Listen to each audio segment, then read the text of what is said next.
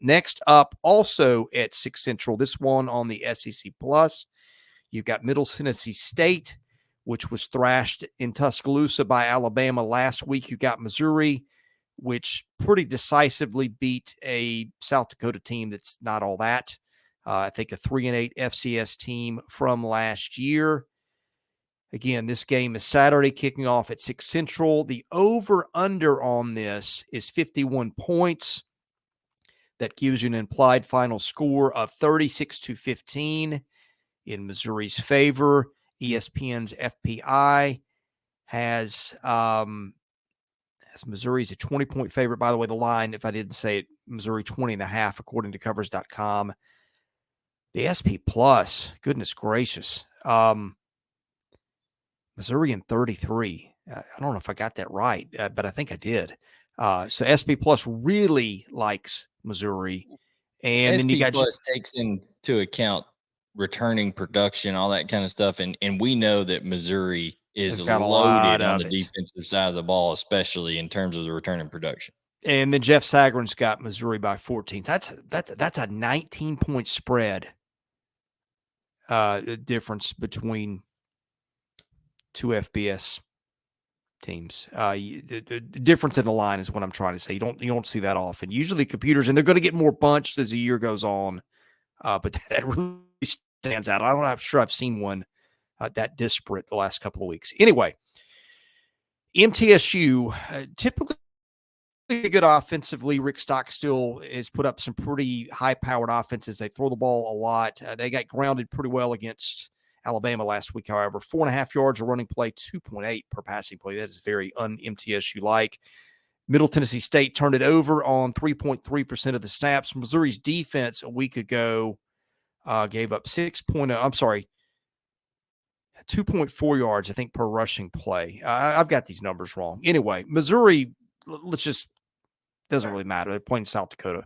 Missouri's really good defensively a week ago. I thought it was fast. It was physical.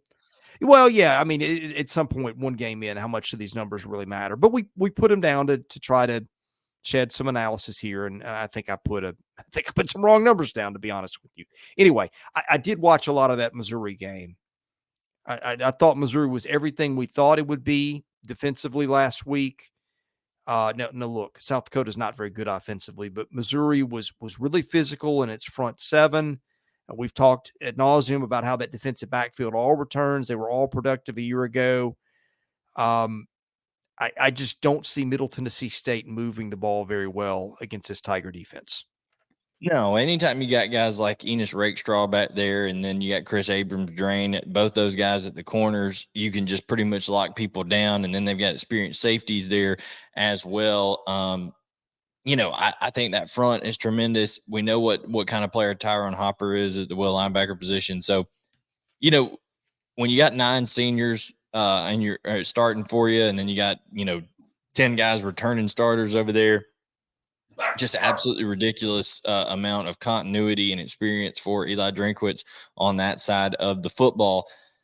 I think the more interesting thing in this is, does that quarterback system continue to be 2 guys? I know they played Brady Cook most of the time. Sam Horn got some play in there. Jake Garcia didn't even end up getting in that top 2 when they ended up going with 2 guys. Do they narrow this thing down? And in this type of game, maybe Brady Cook take the step forward, or one guy get the job, things like that. I think that's the more interesting thing. And then continuing to find ways in a game like this, maybe one little step up from South Dakota is Middle Tennessee State. So can they get Luther Burden the football in creative ways? Theo Wees is a guy over there that's came over and provide some leadership out of that wide receiver course. I think the offense and seeing it click a little bit more is really more of a big deal. But I think this is bad timing for Middle Tennessee State facing a physical Missouri team after just having faced a physical Alabama team. Yeah, I'm not sure. I'm sure Eli Drinkwitz would love to get a big lead and give Sam Horn some time. Clearly, Brady Cook is his one. From what I hear, he was clearly the better guy in fall. I think Horn's got a bigger upside, but he's young, and with that comes mistakes. Brady Cook doesn't make a ton of mistakes. He also runs the ball pretty well. And when you heard Eli Drinkwitz interviewed after that South Dakota game on the field and got asked about the quarterback situation, his answer was, well, I see the scoreboard had Brady at 28 and Sam at 7, referring to each of those guys played a half of football. Offense scores 28 with Brady Cook, 7 with Sam Horn. Now, look, I don't think they were given equal opportunity necessarily. I think Horn threw 5 balls, got 1 picked, and I think that was tipped by a receiver. So, look, Sam Horn's got a lot of football in front of him. I'm just not sure it's going to be coming in the next few weeks. Missouri ran the ball a little better last week, but was kind of pedestrian on the ground a year ago. Again, that defense is where I think this team's bread is going to be buttered.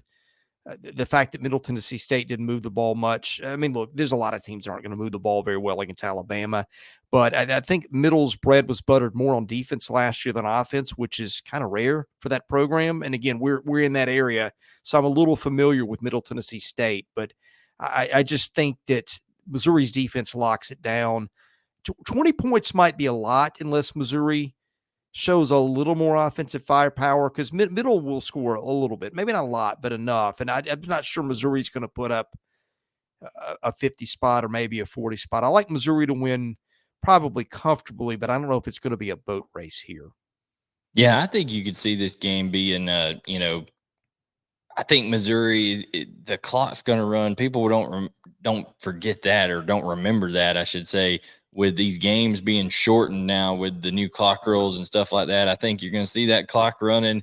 I think Missouri is going to try to run the football, a good bit, and utilize their screen game. So the clock will keep running on those first downs. So I think it's going to be relatively lower scored over there. You could see maybe 28 or 31 points out of Missouri. And I don't think Middle Tennessee gets much over double digits. They may score 10 or 13 points, but that's about it. Now, I'll give you one thing to watch, just in case this turns out to be something a little closer, or even an upset. We saw some 20-point underdogs win outright in week 1.